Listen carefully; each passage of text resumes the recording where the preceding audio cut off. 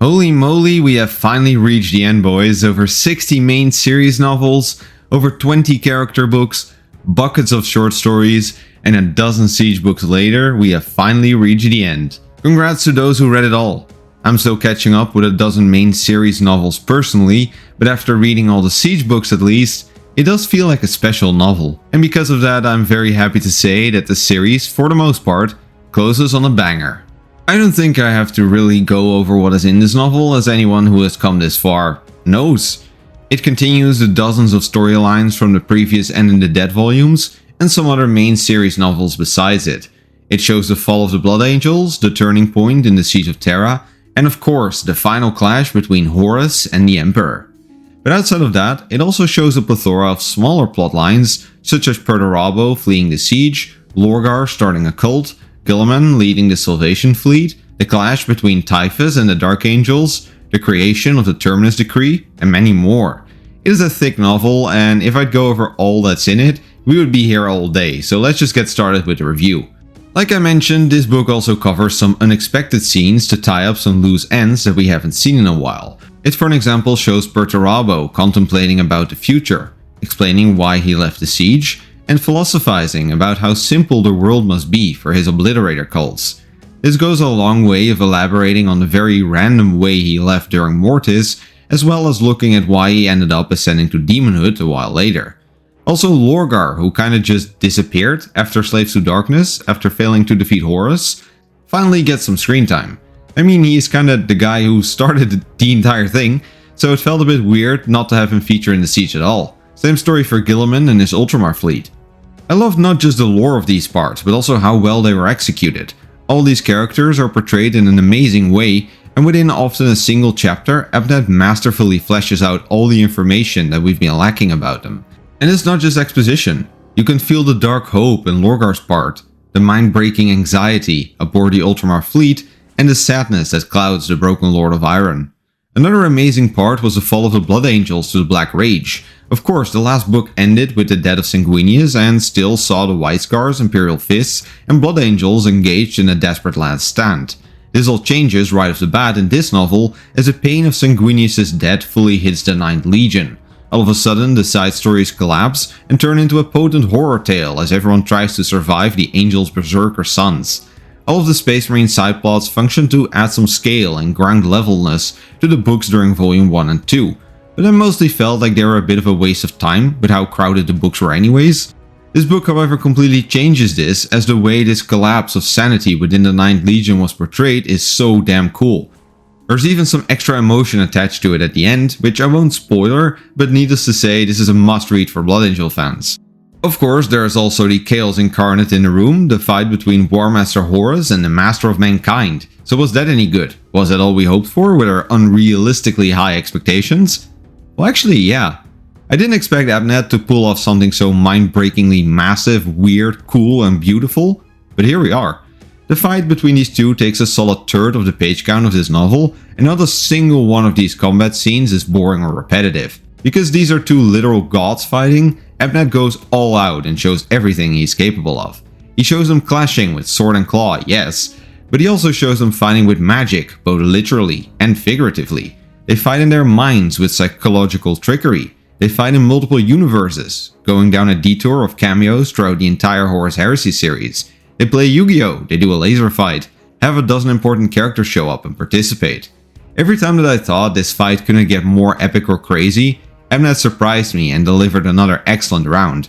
I won't go through all the details, as you really should experience this for yourself, but damn, what a clash.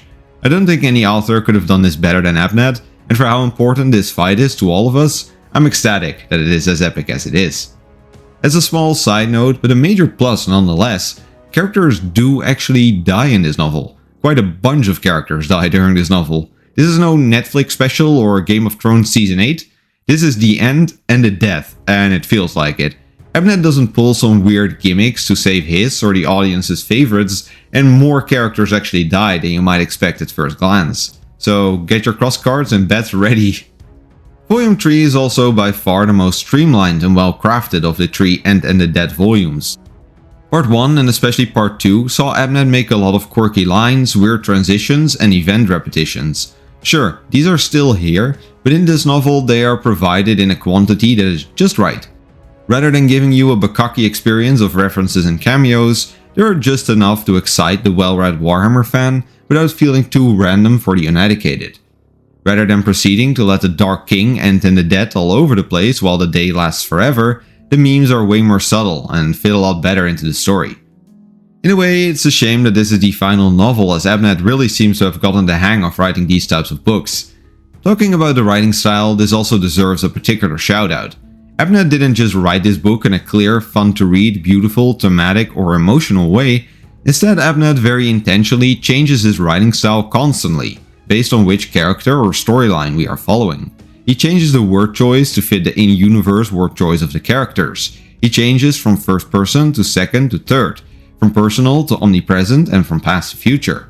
Every chapter is written in a new writing style, which truly makes this book something special.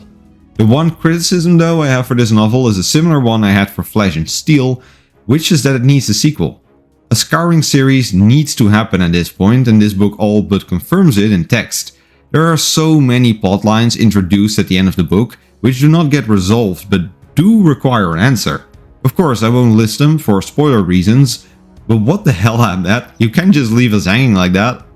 That being said, for all the unresolved storylines, there are also plenty of arcs that do get a resolution, and not just an Abnett special. Characters such as Loken, Horus, Erebus, Cypher, Olanius, Acti, Grammaticus, Foe, and even Abaddon, to an extent, all get a solid ending. Some are sad, some are satisfying, some funny, some cathartic, but they all get a proper conclusion. Some are set up for what they will become in 40k, others will fade away in history, and some will get an ending you really would never have expected. The final part I want to highlight is the final part of the novel, before all the cliffhangers. There's a part where most of the siege storylines have been resolved, and let's call them the scouring arcs still have to be introduced. I won't spoiler specifics, but I found this a particularly beautiful and emotional passage. Particularly the parts involving a dark Admech tech priest really came out of the blue, but could have been deserving of 5 stars alone. So altogether, The End and the Dead Volume 3 gets an extremely well deserved 5 out of 5 golden thrones. This book set expectations that were too high for any of us mortals to achieve, but God Emperor Abnett still managed to deliver.